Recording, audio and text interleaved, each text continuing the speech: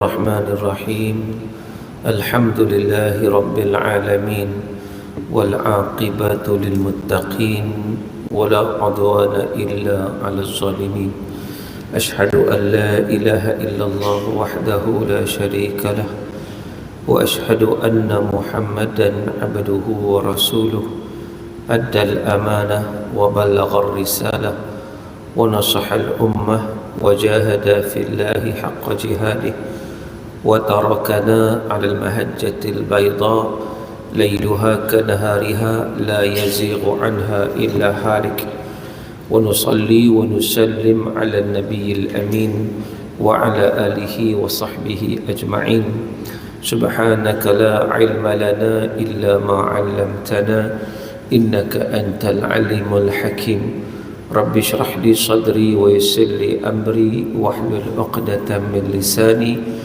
yafqahu qawli amma ba'd. Tuan-tuan muslimin dan muslimat yang dirahmati Allah Subhanahu wa taala sekalian, alhamdulillah sama-sama kita panjatkan kesyukuran kita kepada Allah Subhanahu wa taala kerana dengan limpah dan kurnia daripada Allah Azza wa Jalla kita dapat bersama-sama pada malam yang berbahagia ini untuk kita berada dalam majlis ilmu. Dan saya pun tak sempat sampai rumah lagi daripada ofis terus ke sini kerana tak sempat balik lah. Jadi walau bagaimanapun alhamdulillah tuan-tuan, malam ni kita nak bincang satu tajuk yang dicadangkan kepada saya, iaitu Mu'jizat Al-Quran. Itu tajuk dia. Dan tuan-tuan, kalau siapa-siapa yang ada soalan yang nak bertanya, amat-amat dialu-alukan. Sama ada soalan anda berkaitan dengan tajuk kita Mu'jizat Al-Quran, ataupun apa-apa soalan yang tuan-tuan nak kemukakan, boleh. Jadi siapa-siapa yang ada soalan boleh terus WhatsApp kepada saya di talian 019 324 1364. Saya ulang sekali lagi, sesiapa yang mempunyai sebarang persoalan yang nak bertanya, anda boleh mengemukakan soalan anda kepada saya di talian 019 324 1364. Jadi diumumkan dengan rasminya bahawa talian dibuka sekarang. Tuan-tuan yang dirahmati Allah, bila kita sebut tentang Mu'jizat Al-Quran, dia ada dua istilah kat sini. Satu Mu'jizat, satu Al-Quran. Yang pertama, apa maksud Al-Quran? Kita dah sebut Al-Quran. Al-Quran sebenarnya maksud Al-Quran tu apa? Al-Quran ni kalau ikut ta'rif yang dikemukakan oleh para ulama, seumpama yang disebut oleh Syekh Manna Qatan, oleh Syekh Dr. Subhi Saleh, Al-Imam As-Suyuti, Al-Imam Az-Zarqani dan pelbagai lagi, mereka menyatakan bahawa Al-Quran itu ialah kalamullah al-mu'jiz.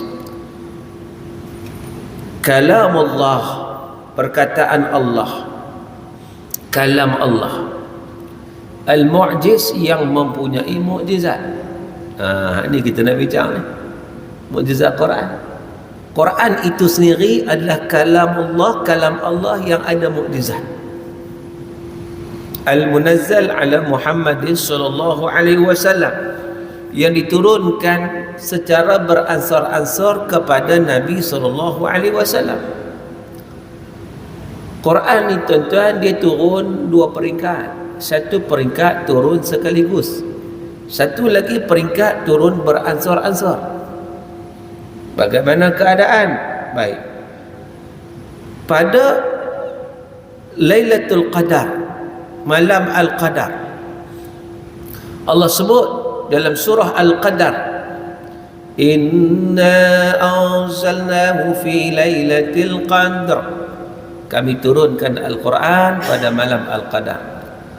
Maksud ayat ni, Allah turunkan Al-Quran secara sekaligus. Itu maksud dia.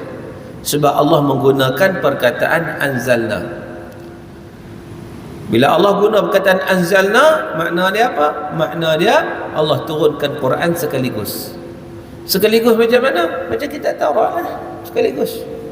Macam kita Injil, sekaligus. Allah sebut wa anzalat Taurata wal Injil. Allah turunkan Taurat dan Injil sekaligus. Sekaligus punya makna apa? Sekaligus ni mana semua sekali ya. Jadi Al-Quran kali pertama turun, dia turun semua sekali. Semua sekali itu bagaimana? 30 juzuk, 114 surah. Dan ini dirakamkan oleh Allah dalam surah Al-Qadar. Kita duk baca biasa bulan Ramadan, kita baca surah Al-Qadar. Jadi dalam surah Al-Qadar Allah Ta'ala cerita Quran turun sekaligus, komplit. Macam mana komplit? 30 juzuk, 114 surah. Dan surah Al-Qadar ini tuan-tuan, ini tanda mukjizat juga ni, mukjizat Quran. Surah Al-Qadar ini kalau kita bilang perkataan dia ada 30 perkataan. Dan kalau kita bilang huruf dia ada 114 huruf. Pasal apa? Pasal Quran turun 30 juzuk. So surah Al-Qadar ada 30 perkataan. Quran turun 114 surah. Surah Al-Qadar ada 114 huruf. Sama dengan 114 surah. Tuan-tuan, begitu menarik hatta kepada susunan Quran. Itu Quran turun peringkat kali pertama. Manakala peringkat kedua Quran turun kepada Nabi SAW. Ini yang disebut sebagai Al-Munazzal ala Muhammad. Al-Munazzal tu makna dia turun sikit-sikit. Berdasarkan kepada firman Allah, contohnya surah Al-Insan, Allah sebut nahnu nazzalna 'alaikal Qur'ana tanzila. Kami turunkan Al-Quran kepada kau ya Muhammad tanzila, sikit-sikit. Jadi inilah dengan biwasitati Jibril alaihi salam, turun dekat Nabi itu dengan perantaraan Jibril alaihi salam, turun sikit-sikit. Sikit-sikit itu bagaimana? Turun dengan tidak ikut susunan. Susunan Quran yang asal 30 juzuk, 114 surah tu daripada surah Fatihah sampai surah An-Nas. Turun dekat Nabi, tengok kepada keperluan semasa ke semasa. Sebab itu mula-mula turun dekat Nabi surah atau ayat yang pertama yang turun dekat Nabi ayat 1 hingga 5 surah Al-Alaq. Iqra bismi rabbikal ladzi khalaq, khalaqal insana min 'alaq. Iqra wa rabbukal akram alladzi 'allama bil qalam 'allamal insan ma lam ya'lam. Itu turun dekat Nabi. Turun dekat Nabi tuan-tuan. Tak mula-mula turun. Pasal apa turun hak ni lu? Nak bagi tahu Islam ni agama ilmu tuan-tuan. Ilmu tu penting. Ilmu tu penting. Quran siapkan ilmu pada kita. Dengan ilmu kita tahu macam mana nak menjalani kehidupan kita di atas dunia ini. Dengan ilmu kita tahu perangai Yahudi tuan-tuan. Hari dia nak bincang bab Yahudi kan. Bab Zionis Yahudi yang membunuh umat Islam, yang membunuh kanak-kanak, yang membunuh wanita, yang membunuh orang tua. Dia bukan bunuh askar dah, dia bunuh budak-budak. Separuh daripada yang terkorban 10,000 orang yang terkorban setakat ni lah kanak-kanak dan wanita. Separuh, lebih pada separuh, 60%. Perang apa bunuh kanak-kanak? Perang apa bunuh budak-budak? Ini bukan perang.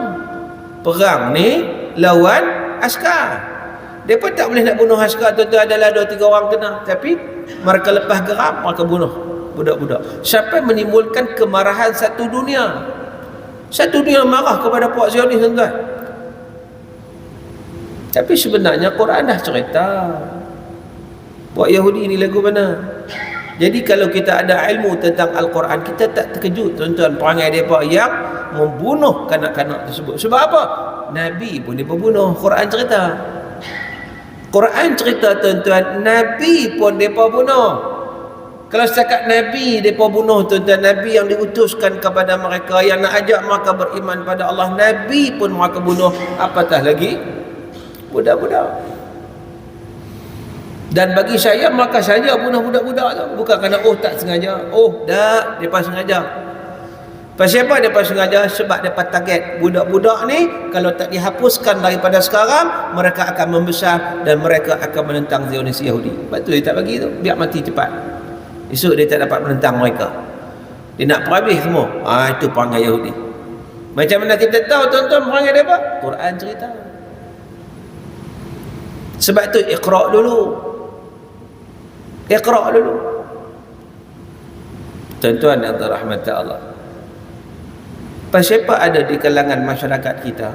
Sebab hari itu masa mula-mula Hamas melancarkan serangan pada Israel, ada orang tag message pada saya. Dia kata, Ustaz, siapa Hamas pergi bunuh orang awam? Itu persoalan. Saya kata, dia ni ada ilmu ke tidak? Tahu? Mereka itu datang merampas tanah umat Islam, merampas rumah. Tiba-tiba dia kata orang awam. Sedangkan semua rakyat Israel adalah tentera, maka dilatih. Bahkan Benjamin Netanyahu kata apa? Dia kata kita akan kerahkan semua angkat senjata. Nampak tak tuan-tuan? Tapi umat Islam Palestin angkat senjata tak? Tak pun. Mereka orang awam betul. Mereka orang awam betul. Mereka tak kerti pun angkat senjata. Tak kerti pun. Tapi seluruh warga Israel boleh angkat senjata. Nampak tak tuan-tuan? Orang kita pula tolong simpati pula. Ya Allah. Pasal apa dia simpati? Oh, kononnya pasal apa Hamas serang? Pasal apa Hamas serang? Dia kata Hamas yang mula dulu. Sebab itulah umat Islam kena teruk. Dia kata kalau Hamas tak buat tak akan berlaku. Tuan-tuan, 75 tahun dah. 75 tahun dah Yahudi telah mengkhianati, menzalimi, membunuh umat Islam. Takkan balas sekali kena kita salah. Oh, sebab balas itulah mereka akan buat lagi teruk. Tuan-tuan, balas tak balas mereka akan buat. Itu perangai mereka. Sebab tu kena kenal perangai Yahudi. Nak kenal macam mana? Quran cerita kat kita. Betul, ayat yang mula-mula turun adalah iqra'. Untuk apa tuan-tuan? Untuk kita reti, untuk kita faham ilmu. Jadi Quran tu turun dekat Nabi, al-munazzal ala Muhammadin sallallahu alaihi wasallam biwasitati Jibril alaihi salam. Turun kat Nabi ni dengan perantaraan Jibril alaihi salam. Wal manqul ilaina bitawatur, sampai kepada kita secara mutawatir. Apa maksud mutawatir? Maknanya yang meriwayatkan Quran itu sangat-sangat ramai, bilangan yang ramai, yang mustahil mereka berpakat untuk melakukan pendustaan. Riwayat daripada manusia yang ramai, yang mustahil mereka berpakat untuk melakukan pendustaan. Itu maksud dia mutawatir. Sebab tu Quran ni tidak ada keraguan sikit pun. Zalikal kitabu la raiba fih. Itulah Quran, tidak ada keraguan sikit pun. Hudan lil muttaqin, bagi hidayah kepada mereka yang bertakwa. Wal maktub fil masahif, Quran tertulis dalam mushaf. Oleh kerana itu, untuk menjaga kesucian mushaf, kalau kita nak pegang, kita ambil uduk ni Quran. Berdasarkan hadis Nabi, la yamassul Quran illa tahir, tidak menyentuh Quran melainkan orang yang suci, orang yang bersih.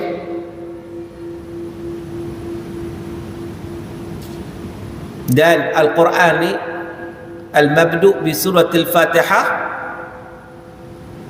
wal makhtum bi suratil Nas. Mula dengan surah Fatihah, diakhiri dengan surah An-Nas. Wal muta'abbad bi tilawatih, dan dikira ibadat bagi mereka yang membacanya. Quran ni kalau kita tak faham, kita baca dapat pahala. Quran ni kalau kita tak faham pun tuan-tuan, kita baca, dikira ibadat. Itu dikira al-muta'abbad bi tilawatih. Dikira ibadat apabila membacanya. Tuan-tuan yang dirahmati Allah Subhanahu wa taala sekalian.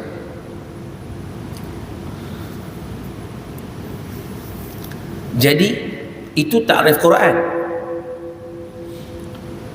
Itu takrif Al-Quran. Manakala i'jaz, mukjizat. Mukjizat tu apa? Sebab tajuk kita mukjizat Quran.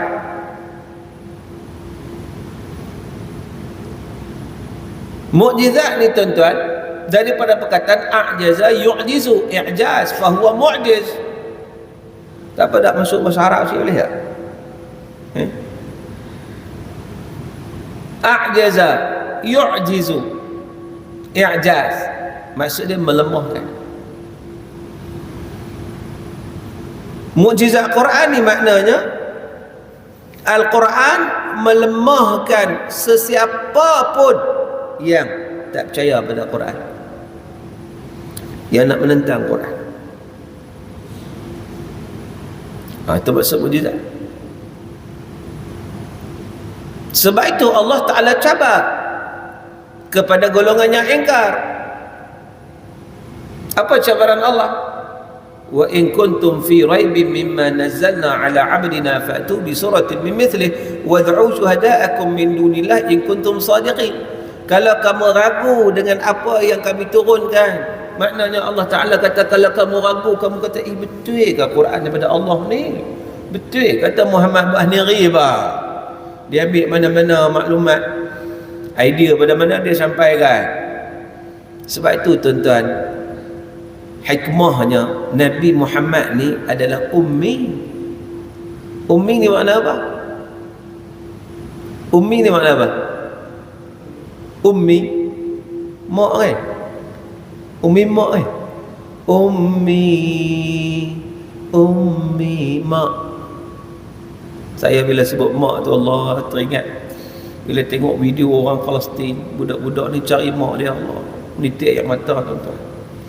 Budak-budak kecil cari mak dia dah syahid.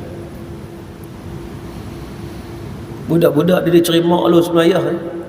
Minta maaf lah ayah, kita ayah ni mak dulu lepas tu baru ayah. Sebab mak dia rapat dengan anak.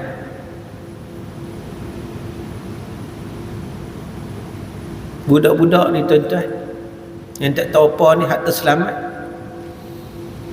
Kat seorang tu budak kecil lagi, habis satu family dia, mak dia, ayah dia, abang dia, adik, habis semua tinggal dia seorang. Kekejaman Zionis ni satu kekejaman yang luar biasa, yang tidak berperi kemanusiaan. Dan apa yang berlaku pada hari ini ada hikmah dia tuan-tuan. Ada hikmah dia, kawan-kawan yang membuka mata dunia melihat betapa selama ni pembohongan yang dibuat oleh CNN, oleh BBC, oleh Amerika Syarikat, oleh Yahudi yang kononnya mengaitkan keganasan itu pada umat Islam. Sebenarnya tidak, umat Islam tidak ganas. Bahkan umat Islam melakukan yang terbaik. Hamas dia melayan tawanan perang begitu baik sampai mereka pun terkejut. Sampai mereka kata Hamas ni adalah tentera yang paling baik yang kami temui. Ni Yahudi hak kena tangkap mengaku. Mereka pun terkejut. Mereka makan apa yang kami makan. Kami makan apa yang mereka makan sama. Tak ada beza. Walaupun kami tawanan, bahkan kami diberi makan dulu sebelum mereka makan. Mana nak cari hak lagu ni? Tak ada. Melainkan orang yang berpegang kepada ajaran Islam, yang patuh pada Allah dan Rasul. Tuan-tuan yang terrahmati Allah Ta'ala sekalian, membuka mata satu dunia. Orang nampak tuan-tuan hari ini. Jadi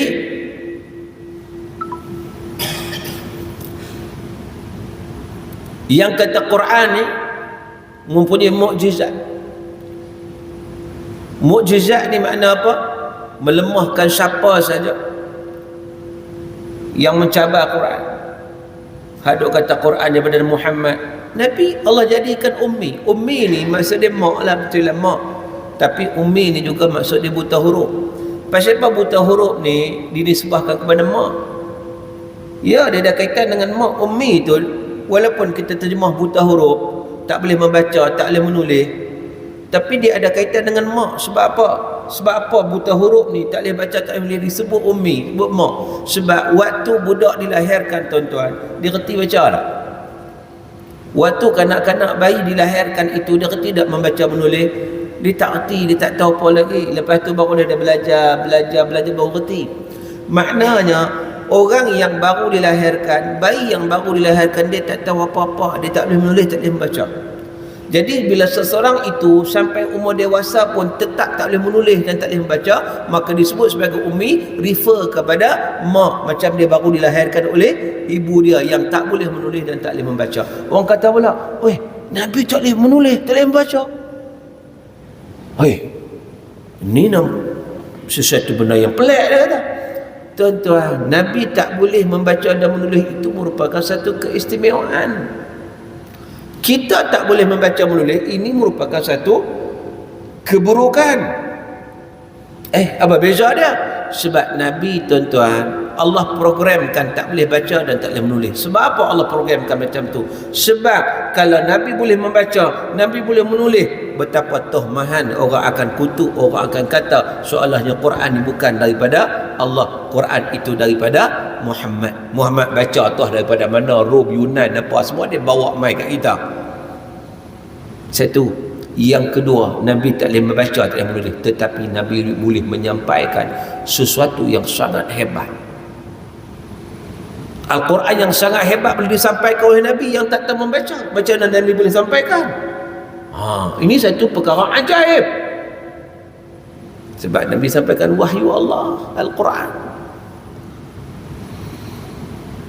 Dan ia tidak mengurangkan sedikit pun kebijaksanaan Rasulullah. Tak kurang. Mustabah kalau Rasulullah bijak. Sebab itu sifat wajib bagi Rasul ialah fatanah, kebijaksanaan. Tuan-tuan, jadi Allah cabar. Allah Ta'ala kata apa? Wa in kuntum fi raib, kalau kamu ragu mimma nazzalna ala abdina, ragu dengan Al-Quran yang kami turunkan kepada hamba kami, fa'tu bi suratin min mithlih, maka datangkan satu surah yang seumpamanya. Kalau hampa nak cabar Quran, hampa kata, oh dah, hampa ni cerdik lagi mai. Allah cabar Quran ni daripada Allah, bawa mai satu surah serupa dengan Quran. Wad'u syuhada'akum min dunillah, kamu mintalah tolong siapa saja atas dunia ni, mintalah tolong siapa pun tak apa kecuali Allah. In kuntum shadiqin, kalau kamu benar-benar orang yang benar. Tapi kalau kamu tak mampu, walan taf'alu, dan sampai bila-bila Allah Ta'ala kata kamu takkan mampu. Nampak tak ayat Quran ada mukjizat? Allah Ta'ala kata sampai bila pun tak mampu. Betul? Apa yang Allah Ta'ala kata itu memang betul. Sampai hari ni tak ada orang mampu untuk mendatangkan satu ayat je macam Quran. Tak ada, tak boleh. Adalah orang cuba, tapi kita dengar, kita tahu dia bukan Quran. Sebab Quran ada mukjizat, dia tak sama dengan ayat biasa. Bahkan kalau kita baca hadis Nabi pun kita tahu ni bukan Quran. Kalau kita baca hadis Nabi pun, walaupun cantik hadisnya, tapi kita tahu ni bukan Quran.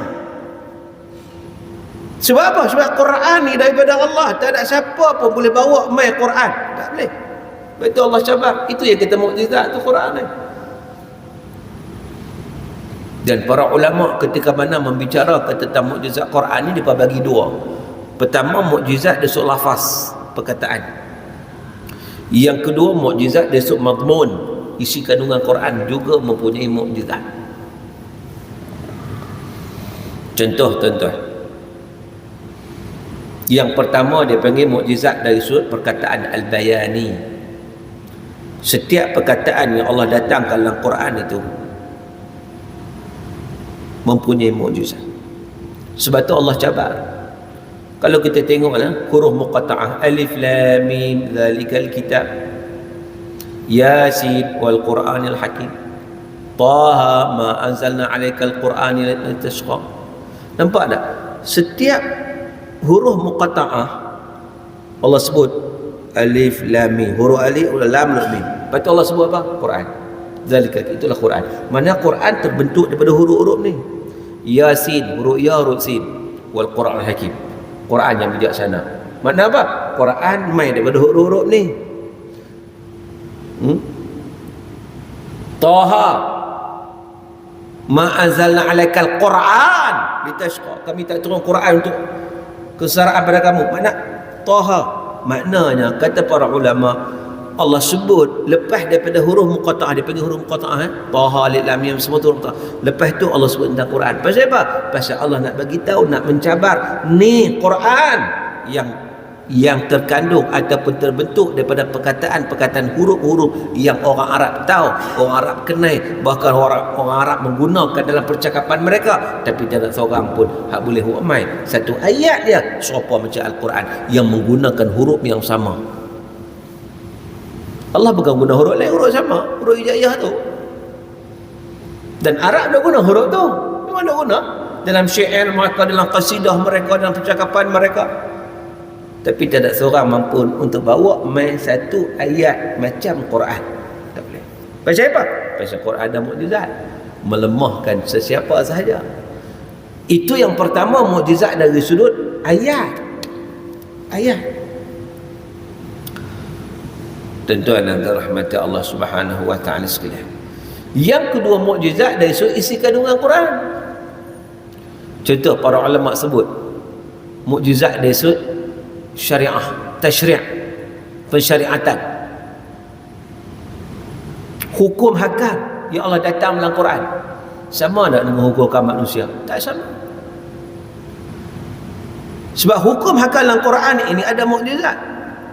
Sebab itu dia sesuai sepanjang zaman dan sesuai di segenap tempat. Undang-undang Allah Ta'ala, tuan-tuan, sesuai di sepanjang zaman, di segenap tempat, dan tidak akan pernah berubah sampai kiamat. Ia disebut dalam Quran. Tapi undang-undang manusia seringkali berlaku perubahan. Sebab apa? Sebab manusia itu lemah, manusia itu penuh dengan kekurangan. Maka apa yang datang oleh manusia penuh dengan kekurangan. Itu contoh. Ulama bincang mukjizat dari sudut apa?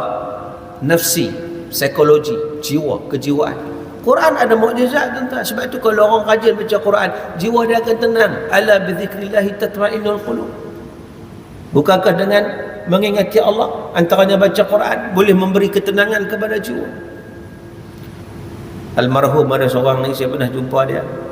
Dia ni menega, tuan-tuan. Menega. Dia jual roti naik motor. Zaman dulu kan naik motor, belakang tu buka, kemudian jual naik, lepas tu buh roti kaya ke apa kan. Saya dah perhati dia ni. Dia bila ada masalah, tak cukup duit ke apa, kadang-kadang tak niat, dia berhenti motor, dia singgah surau, dia solat, dia baca Quran. Baca Quran dia selega, tenang, dia sama boleh kerja dia kan. Sebab apa? Quran itu ada mukjizat, memberi ketenangan pada jiwa, dapat mengubat jiwa. Contoh Sayyidina Umar Al-Khattab radhiyallahu anhu, macam mana dia boleh masuk Islam? Pasal Quran. Pasal Quran. Dia dengar Al-Quran. Dia dengar Nabi baca Quran. Dan kemuncaknya dia dengar adik dia baca Quran, surah Taha. Akhirnya Al-Quran masuk dalam jiwa dia, mengubat jiwa dia, dia boleh masuk Islam dengan Quran. Itu kita kata bahawa Quran ni memberi kesan. Bahkan hari ini kajian-kajian dibuat di hospital-hospital.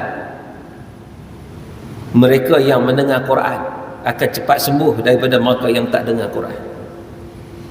Proses penyembuhan tu. Sebab tu kalau kita perasan lah, banyak ke hospital-hospital pasal Quran. Masa ada hospital, klinik, dia pasal Quran slow-slow, bagi macam healing. Sebab dia ada mukjizat Quran ni, dia ada aura dia. Sebab tu golongan musyrikin tak bagi dengan Quran, tak bagi. Allah Ta'ala sebut dalam surah Luqman, wa minan nasi man yashtari lahwal hadith liyudilla an sabilillahi bighairi ilm wa yattakhidhaha huzwa ulaika lahum azabun muhin. Allah Ta'ala cerita ada di kalangan orang ni, wa minan nas may yashtari lahwal hadith, yang duk pergi beli hiburan-hiburan, muzik liyudilla an sabilillah, untuk menyesatkan daripada jalan Allah, tak mau dengar Quran. Dan ini ada sebab nuzul dia. Sebab nuzul dia pada zaman Nabi Nuh, ada seorang nama dia Nadhr bin Harith. Nadhr bin Harith ni, dia ni musyrikin. Dia tengok Nabi sampaikan Quran, Nabi sampaikan Islam, dia kata, oi kacau. Sebab orang dengar Quran ni, dia boleh menusuk jiwa. Dia dah mukjizat, dia bagi kesan. Dia kata macam mana? Dia nak supaya Quran itu tidak didengari. Tu ya. Sebab kalau dengar Quran lama-lama jadi omak dia boleh terima Islam. Dia pun tak mau. Maka dia buat macam mana nazar ni? Dia pergi sewa ataupun didapatkan apa? Biduanita, penyanyi gelek ni. Dia bayar macam mana tak tahulah. Dia suruh pergi menyanyi, lepas tu dia sewa pula satu kumpulan muzik pula. Kau ni main muzik, kau ni menari, menyanyi. Bila Nabi sampaikan Islam ke baca Quran, dia panggil pokok ni main dengar ni. Lalu mereka bila dengar hak ni, mereka tak dengar Quran. Pasal apa? Asyik dengan Biduanita hak main tarian gelek ni, hak dengan muzik apa semua ni. Apa tujuan dia? Supaya tak dengar Quran. Sebab dia tak mau dengan Quran lagi. Dia pun mudah terima Islam. Sebab itu wa idza tusla alaihi ayatuna walla mustakbiran ka'an lam yasma'ha ka'anna fi udhunayhi waqra. Bila dibaca Quran dia berpaling. Dia tutup telinga. Macam telinga dia ada penutup, ditutup tak mendengar. Pasal apa? Pasal Quran ni dia ada kesan dia. Sebab itu kalau ada orang yang rajin dengar ayat Quran, lama-lama dia akan jadi baik, tuan-tuan. Hati dia akan lembut. Tapi kalau Quran pun tak mendengar, masalah.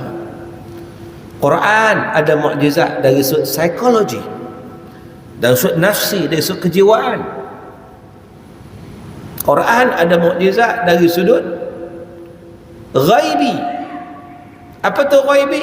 Quran menceritakan sesuatu yang gaib, yang belum berlaku. Tapi bila Quran kata, tunggulah tepat apa yang Allah Ta'ala kata. Bila Quran kata kiamat itu akan berlaku, akan berlakulah. Dan hari ini ahli sains pun mengaku ya betul, satu waktu dunia akan hancur. Maka sedar benda tu. Ya, Quran dah bagi tahu kiamat akan berlaku, tunggu. Ada orang dia kata teringin nak tengok kiamat. Ada tak siapa doa, ya Allah, dia kata bagilah aku sempat menyaksikan kiamat. Tuan-tuan jangan doa lagu tu jangan doa lagu tu. Pasal apa? Pasal sebenarnya kalau ikut hadis Nabi SAW, yang menyaksikan kiamat ni ialah orang yang kufur, engkar kepada Allah. Adapun orang beriman, dia tak akan dapat menyaksikan kiamat. Tak akan dapat. Sebab apa? Sebab kasih sayang Allah kepada orang beriman. Sebelum berlaku kiamat ni, Allah datangkan satu angin yang lembut. Angin yang lembut, tuan-tuan. Al-Taq bin al-Harid disebut dalam hadis, angin ni lebih lembut daripada sutera. Sutera yang lembut ni, kalau kita kata baju sutera ni, besar baju ni, kita pegang, kita boleh jadikan dia satu tapak tangan yang lembut dia tu, sampai kita boleh jadikan dia kecil sutera ni. Tapi Nabi nak beritahu ada satu angin yang dia lebih lembut daripada sutera, yang mana bila dia mari kepada orang yang beriman, man kana fi qalbihi mithqala dzarratin min iman, seorang yang dalam hati dia ada secebis iman, illa qabadathu, maka angin itu akan mematikan orang tadi. Dia akan mati. Mana sebelum kiamat ni orang beriman akan mati. Sebab apa? Sebab Allah sayang kepada orang beriman. Allah tak nak tunjukkan dahsyat kiamat tu pada orang beriman. Allah tunjuk kepada siapa? Golongan yang kufur, golongan yang engkar. Sebab tu saya kata jangan nak minta jangan nak minta nak tengok kiamat. Tuan-tuan yang dirahmati Allah Subhanahu wa taala sekalian. Jadi mukjizat ghaibi, contohnya bagaimana? Abu Lahab tuan-tuan hidup ke? Abu Lahab duk hidup lagi, Allah turunkan ayat tabbat yada abi lahabin wa tabba ma aghna anhu malu wa ma kasab, sampai habis. Allah Ta'ala kata Abu Lahab ni masuk neraka. Sedang kesimpulan daripada ayat ni, Abu Lahab dengan bini dia masuk neraka. Abu Lahab duk hidup ke? Itu kata mukjizat Quran. Kalaulah Al-Quran bukan mukjizat, nescaya Abu Lahab masuk Islam. Lepas dia masuk Islam, dia kata, tengok Quran kata aku masuk neraka. Aku masuk Islam ni. Masuk neraka je lah, masuk Islam. Nampak? Tetapi Quran kata masuk neraka. Tunggulah, kau tak percaya. Dia tak akan beriman je lah. Walaupun orang lain beriman. Abu Sufyan beriman, Khalid Al-Walid beriman, Amr al-As beriman, Umar Al-Khattab beriman, Hamzah beriman tapi dia tetap tidak beriman. Pasal apa? Pasal Quran kata dia ahli neraka. Quran kata tu betul ya. Itu kata mukjizat ghaibi. Ghaibi ni ada 3 pula. Ghaibul hadir, ghaibul madhi dengan ghaibul mustaqbal. Perkara ghaib ni maksud apa? Perkara yang kita tak dapat tengok, itu ghaib lah. Ketiga-tiga disebut dalam Quran. Yang pertama ghaibul madhi, perkara ghaib yang berkaitan dengan zaman lampau. Macam mana Nabi boleh cerita? Nabi bukan pernah baca apa-apa, Nabi tak tahu pun. Nabi boleh cerita tentang Nabi Yusuf AS. Zaman bila? Nabi boleh cerita tentang Nabi Sulaiman. Zaman bila? Nabi boleh cerita tentang Nabi Musa. Zaman bila? Macam mana Nabi tahu? Quran bagi tahu. Ghaib, perkara-perkara yang lalu. Ghaibul hadir, ghaib yang dok ada. Dia dok ada sekarang tapi tak nampak. Jin, malaikat, ini semua ghaib, tak nampak. Tapi kita yakin dia ada sebab Quran semua. Ghaibul mustaqbal, ghaib yang akan berlaku pada masa akan datang. Quran bagi tahu, Quran dah bagi tahu siap-siap dah apa yang akan berlaku pada masa akan datang. Tuan-tuan, contohnya dalam surah Ar-Rum, Alif Lam Mim, ghulibatir Rum fi adna al-ard wa hum min ba'di ghalabihim sayaghlibun fi bid'i sinin. Allah Ta'ala kata Rum dikalahkan pada tempat yang paling rendah, adna al-ard. Tuan-tuan tahu tak? Quran kata Rum dikalahkan pada tempat yang rendah.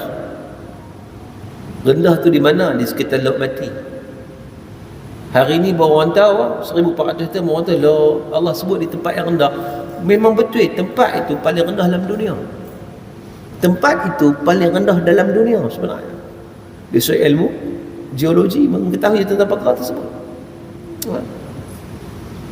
Dan Allah Ta'ala kata mereka ni selepas mereka kalah, mereka akan menang fi bid'i sinin, dalam berapa tahun, 3 sampai 9 tahun. Dia tu mereka akan menang balik. Mereka lawan dengan Parsi. Rom lawan Parsi. Sebab apa? Sebab orang beriman ni tuan-tuan, bila berlaku pertempuran antara Rom dan Parsi, dua-dua kafir, tapi mereka lebih suka Rom sebab Rom ada kitab, Parsi Majusi.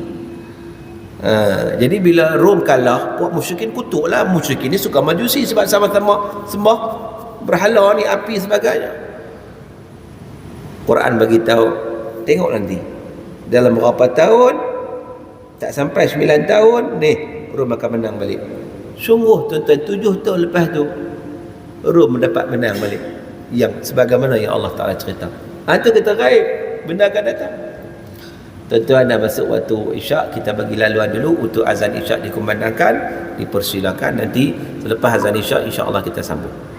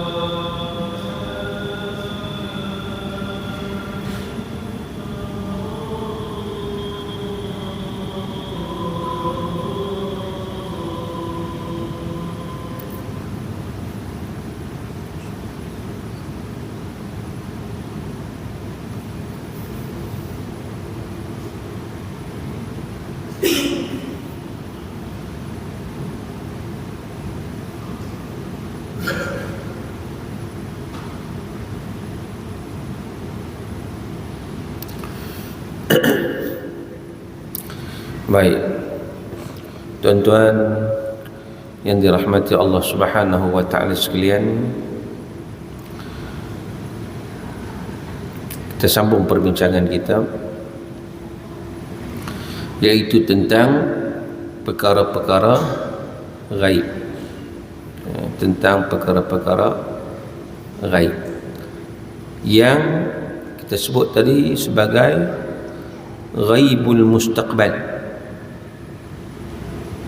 Ghaibul mustaqbal, ghaib yang berlaku pada masa akan datang. Ya Allah dah cerita dah, Allah dah cerita dah, dan benda itu akan berlaku. Contohnya lagi, Allah sebut tentang apa? Allah sebut tentang wa nunajjika bi bananika. Firaun, kami selamatkan jasad kamu. Masa Firaun kejar Nabi Musa alaihi salam, lalu Firaun dan tentera-tentera dia tenggelam dalam Laut Merah, habis semua mati. Seorang tak jumpa. Allah Ta'ala kata Firaun akan jumpa jasad dia. Tunggu tengok, tentu jumpa sungguh. Orang jumpa jasad Firaun dan bawa pergi makmal, tengok-tengok lah, ada kesan-kesan masin daripada air laut. Bila cek-cek lagi, rupa-rupanya laut mana? Laut Merah. Itu menunjukkan apa? Menunjukkan bahawa itulah Firaun yang kejar Nabi Musa AS, yang tenggelam dalam Laut Merah. Tuan-tuan dan rahmat Allah Ta'ala sekalian, mukjizat dari sudut sains. Quran bukan kitab sains, Quran kitab hidayah. Tapi apa-apa yang dibincang oleh sains dah ada dalam Quran. Hari ni sains dan teknologi mendapik dah ada banyak benda-benda yang miracle, benda yang hebat dapat temuilah. Quran dah habaq dah. Dan sains kalau bercanggah dengan Quran, mana sains tu yang tak betul. Contoh dulu ahli sains kata matahari tidak bergerak, yang bergeraknya bumi mengelilingi matahari. Tapi Quran kata apa? Wa syamsu tajri li mustaqarrin laha. Quran kata matahari bergerak pada tempat yang disediakan, pada orbit dia. Quran kata matahari bergerak. Sains kata tak. Sains kata yang bergerak tu bumi mengelilingi matahari. Matahari duduk statik tu, duduk statik, apa? Bumi bergerak. Okay. Quran kata wa syamsu tajri, matahari bergerak. Hari ni ahli sains dia ubah pendapat. Lepas kaji-kaji lagi dia kata loh, matahari bergerak. Quran dah habaq dah. Kan? Sebab itu ada seorang, tuan-tuan, profesor embryologi. Profesor embryologi ni apa? Hak kaji janin dalam perut mak. Dia terkejut bila tengok ayat Quran yang menceritakan proses yang Allah sebut satu-satu, daripada sperma, segumpal darah, daging, tulang. Allah sebut satu-satu bagaimana proses penciptaan manusia itu dalam perut mak dia. Yang profesor tu terkejut bila diberitahu ini dari 1400 tahun dulu dah Allah cerita ni. Dia kata kalau gitu mustahil ia merupakan kalam daripada manusia. Manusia tak tahu ilmu tentang embryologi ini hanya diketahui pada abad ini, pada abad ini. Orang dulu tak tahu, manusia dulu tak tahu. Kalaulah ia dah 1400 tahun, maknanya ia bukan dari manusia, tetapi ia merupakan kalam Allah. Dia datang daripada Allah. Dan kawan ni last kali dia masuk Islam, tuan-tuan. Kalau kita cerita mukjizat ni panjang. Kita baca buku saya lah. Buku saya Mukjizat Al-Quran. Dalam tu saya cerita banyaklah isu-isu yang berkaitan. Baik, saya nak tengok soalan. Pokok ada soalan yang tuan-tuan bagi. Assalamualaikum Ustaz. Waalaikumsalam. Bagaimana kita perlu menjawab jika ada yang berkata Al-Quran itu tidak lagi relevan dengan suasana zaman teknologi sains sekarang? Orang kata tak relevan tu sebab dia jahil. Macam saya sebut tadi lah, pengkaji-pengkaji sains tergamam bila mana melihat ayat suci Al-Quran. Ada seorang ni, dia buat kaji tentang kulit manusia, sains lah, sains. Dia kata kulit manusia ni kalau kena api terbakar sakit, tapi kalau bakar sekali lagi dia tak sakit dah, tak sakit dah. Dan dia terkejut, Quran dah habang dah atas benda tu, dia baru nak jumpa. Quran dah bagi tahu dalam surah An-Nisa ayat 56, innal ladzina kafaru bi ayatina sawfa nuslihim nara. Mereka yang kufur dengan ayat-ayat kami, kata Allah, kami akan bakar mereka dengan api neraka. Kullama nadijat juluduhum, dan setiap kali masak kulit mereka dibakar, baddalnahum juludan ghairaha, kami akan tukar dengan kulit yang baru, liyadzuqul azab, supaya mereka terus merasai azab. Pasal apa Allah tukar kulit baru? Pasal apa? Pasal kalau kulit tu juga tak sakit dah, kan? Allah tukar kulit yang lain. Tuan-tuan, akhirnya terkejut kepada ni. Maknanya apa-apa kajian yang dibuat pada hari ni, Quran dah bagi tahu dah. Tuan-tuan, jadi maknanya orang kata Quran tak sesuai, itu maknanya dia jahil lah. Jahil pula, murakab pula, lagilah masalah lah. Baik.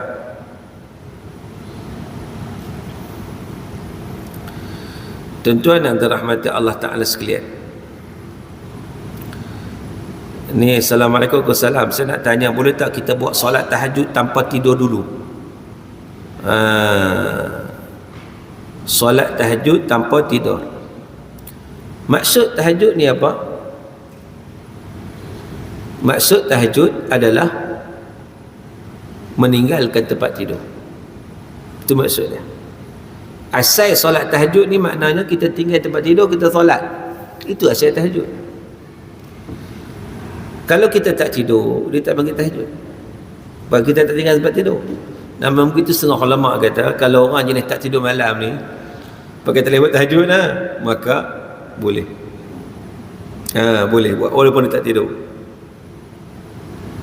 Tapi tak kena. Asal dia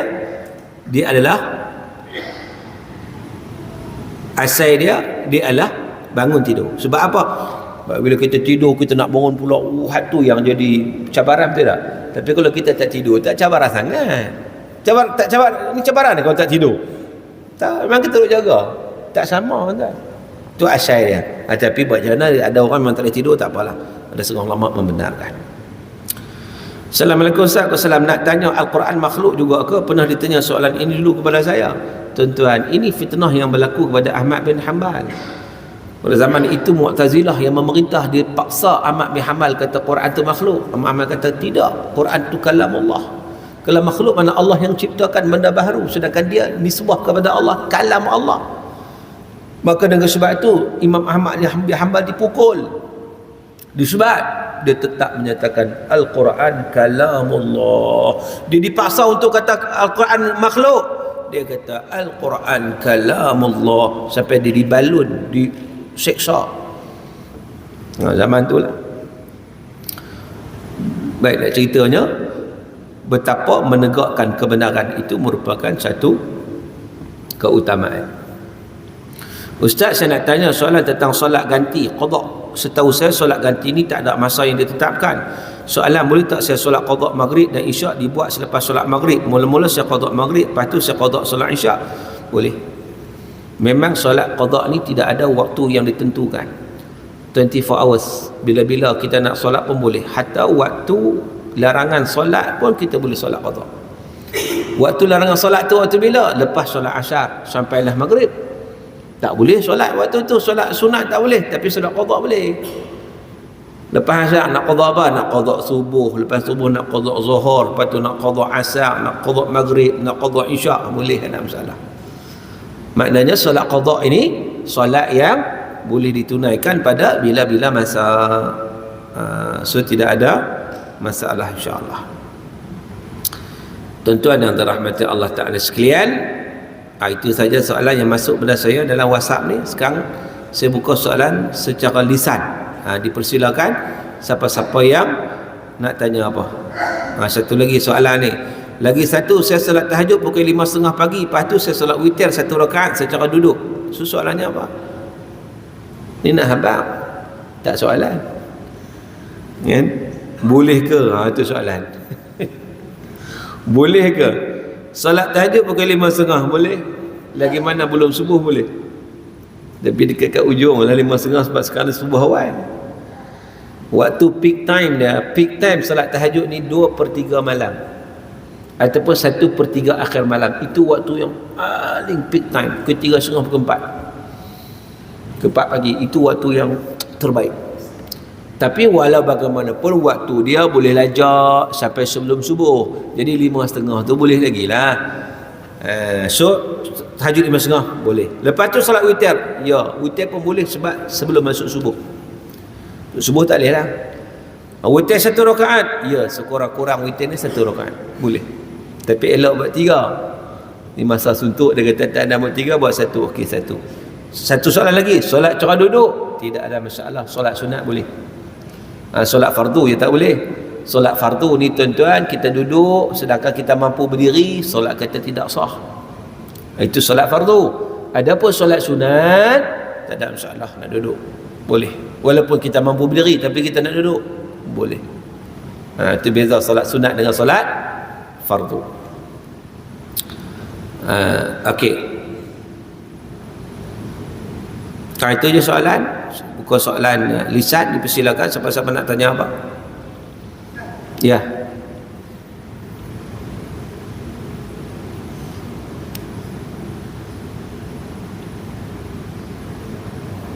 Ada riwayat yang Quran hari kiamat akan diangkat dan juga kan. Ya, di tanda-tanda kiamat Al-Quran akan diangkat dari dada-dada manusia. Bahkan sebab apa? Sebab bila mana manusia sudah tidak menghiraukan lagi Al-Quran, bila manusia meninggalkan Al-Quran, maka pada ketika itu Quran pun akan hilang daripada manusia. Itu tanda-tanda akhir zaman. Quran diangkat dia. Bukan sekadar itu ya. Tanda akhir zaman juga Kaabah juga akan diruntuhkan. Kaabah. Hari ini takkan Kaabah runtuh? Yes. Dulu pernah runtuh tapi dibangunkan. Tetapi akhir zaman disebut dalam hadis Nabi, runtuh dah tak bangun-bangun lagi dah. Sebab apa? Dan manusia tak pergi, tak mau tawaf. Manusia tak nak. Betul kesempatan sekarang ni boleh tawaf, kita pergi tawaf tuan. Hari tu jadi corona tu kelang kabut tak nak tawaf. Allah rindu sangatlah, rindu kan. Kan? Allah boleh. Siapa nak pergi dengan saya boleh. Saya nak pergi ni hujung mula sebelah ni. Dengan izin Allah Ta'ala, kalau siapa nak pergi, WhatsApp saya. Kan? Boleh kita pergi. Ya. InsyaAllah saya jalankan. Kemudian larangannya juga saya buat juga. Tak buat. Okey. Tapi saya takut dengan siksa Allah. Takut. Mana lebih power, ranking dia antara perintah Allah dengan yang kedua. Baik. Yang lebih baik. Dia pertama dua-dua kita kena buat, iaitu melaksanakan perintah Allah dan meninggalkan larangan Allah. Tetapi buat perintah Allah itu mastata'tum, sekadar yang kita mampu. Tapi tinggal perintah Allah Ta'ala tu memang kena tinggal. No excuse. Tak boleh kata tinggal sekadar mampu, dah memang kena tinggal. Larangan Allah lah. Larangan Allah Ta'ala tu memang kena tinggal. Bukan sekadar mampu dah, memang mampu pun memang kena tinggal. Tapi pelaksanaan ibadat ni sekadar kita mampu. Mana hak wajib kita buatlah, hak sunat tu sekadar kita mampu lah. Maka dengan sebab itu menunjukkan kepada kita meninggalkan larangan Allah itu diutamakan. Diutamakan. Walaupun dua-dua kena buat. Tapi kita tanya ranking mana dulu kan. Maknanya Mana lebih utama antara perintah Allah dengan takut dengan Allah itu, dengan sikap Allah. Itu saya sebut tadi, meninggal takut pada Allah. Mana meninggalkan larangan Allah lah. Kan? Meninggalkan larangan Allah. Hak tu yang diutamakan. Kemudian kita laksanakanlah perintah Allah Ta'ala. Kalau takut pada Allah, kita akan buat dua-dua lah. Takut ni dia relate kepada maksiat. Ar-raja relate kepada ibadat. Ar-raja wal khawf. harap pada Allah, harap kasih sayang Allah, harap mendapat syurga Allah, buat amal ibadat. Takut pada azab Allah, takut, tinggalkan maksiat. Begitu. Dan sepatutnya kedua-dua sekali lah kita buat. Cuma tanya ranking tadi, jangan buat maksiat dulu lah. Kalau disyukur, kalau sembahyang itu apa? Hanya sebelah sembahyang itu adalah kira syukur, bersyukur. Solat itu sebagai tanda syukur, tapi taklah satu-satunya syukur. Syukur ni berlaku dengan lisan, dengan perbuatan, dengan hati. Tiga-tiga syukur. Syukur dengan hati, merasai nikmat kebesaran Allah. Syukur dengan lidah, dengan zikrullah, alhamdulillah. Bangun-bangun pagi, alhamdulillah. Zikir dengan perbuatan, kita gunakan segala anggota yang Allah Ta'ala bagi pada kita ni untuk taat kepada perintah Allah.